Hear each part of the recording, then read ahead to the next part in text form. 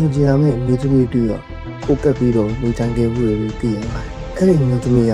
ဒီချန်ထဲမှာပဲတိတ်ဆုံးသွားခဲ့ပြီးတော့အခုထိမကျွတ်မလို့ရှိနေတယ်လို့မြို့ကန်တွေကပြောကြတာရှိပါတယ်လူငယ်သဘာဝပျော်ခြင်းပါခြင်းတာကြောင့်ကျွန်တော်ရဲ့ပြီးတော့ကျွန်တော်တကယ်ချင်းတစုရဲ့အားလုံးပေါင်းပြီးမြို့စုံကခြံဝန်းကျင်ကြီးတစ်ခုမှရှိတဲ့အိမ်တစ်လုံးကိုငှားပြီးပျော်ပွဲစားထုတ်ခဲ့ကြပါတယ်အဲ့ဒီညကစားကြတောက်ကြတချင်းတွေဆိုကြတဲ့အားလုံးအရှင်လုံးပြီးအိပ်ပျော်သွားခဲ့ကြပါတယ်ဒါပေမဲ့ညတကောင်ရဲ့မှာဘာကြောင့်မှမသိပဲကိုမျိုးတယောက်ပြုတ်တရက်လက်ပြီးတော့နိုးလာခဲ့ပါတယ်တိတ်ဆိတ်နေတဲ့ညီးတဲ့တကောင်ရဲ့မှာတကားခောက်တဲ့ခုထွက်ပေါ်လာတာပါကိုမျိုးဟာဘီးပုံဝင်မျိုးကြည့်လိုက်တော့လေတငယ်ချင်းတွေကတင်းတင်းချက်ချက်နဲ့အိပ်ပျော်နေကြပါတယ်ကိုမျိုးကဘယ်သူလဲလို့မေးလိုက်ပါတယ်ဒါပေမဲ့ပြန်လူတန်မကြရပါဘူး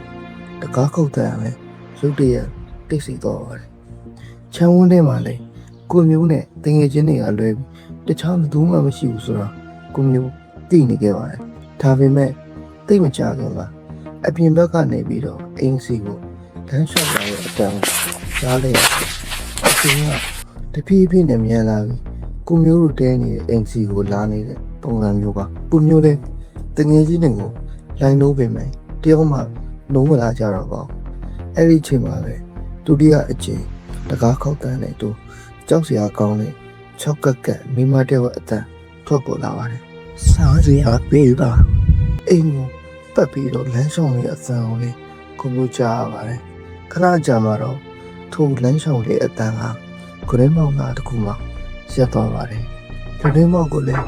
တောက်တောင်းနဲ့စတင်ပြီးတော့ခောက်ပါတော့တယ်ကိုမျိုးလည်းဂရင်းမောင်စီကိုအကြည့်အောင်ရတဲ့အချိန်မှာတော့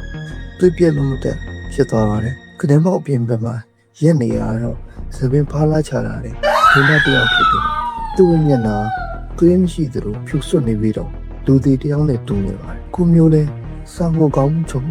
ရသမျှဖျားလာတယ်ရွတ်ပြီးတော့မနဲ့မိုးလင်းတဲ့အထိစောင့်နေလိုက်ပါတာခဏကြာတော့ထိုးတယ်လေးပျောက်သွားပါတယ်မနဲ့မိုးလင်းတော့တငယ်ကြီးတွေကိုညအဖြစ်ပြက်ကိုပြောပြတဲ့အခါမှာတော့ဘယ်သူမှမယုံကြပါဘူးကိုမျိုးလည်းမကျင်ပတ်တာနဲ့အိမ်ရဲ့ကြာဆုံးကိုလိုက်ကြည့်ဖို့ဆုံးဖြတ်လိုက်ပါတယ်လွန်ခဲ့တဲ့9နှစ်လောက်ကဒီအိမ်မစောက်ခင်မှာဒီချန်ထဲမှာ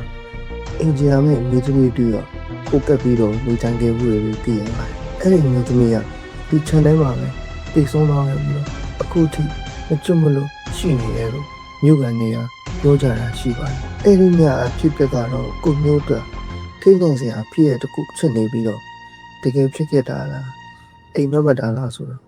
ဝေဝေးလို့မရဖြစ်နေပါတော့တယ်